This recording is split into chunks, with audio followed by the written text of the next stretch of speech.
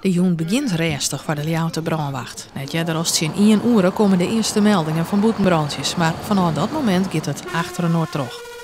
De meeste brandjes bij Samaruut, maar in de Boomgaardstritten is er verzet van buurtbewoners. De brandwacht kun je net eerder aan de slag als dat er extra politie is om haar te beschermen.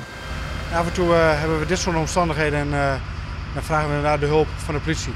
Meestal trekken we samen op, politie. Omrim is inmiddels ook onderweg om het spul op te ruimen. Dan gaan we naar het volgende klusje toe. Na deze brand in de ploeg terug naar Oud-Loon. Op verschillende plakken in die week zijn boetenbrandjes. Ja. Is de bron weer te voel? Ja, dit is te grut. Laat ik heel op het asfalt, dus dan smelt dat fut en dat kost een hele hoop centen om dat weer te herstellen. Hoe zie je nou waarom op de eerste uren van deze nachtenpoort van Oort op Nij? Nou, mooi rustig eigenlijk. Ja, rustige jong. Ik kom hier net aanlopen. Net 4 minuten voor tijd. Eerst politie, nu brandweer. En wat vies ervan? Ja, ik vind het wel interessant. Ik vind het wel mooi. Een beetje actie, je hebt erbij.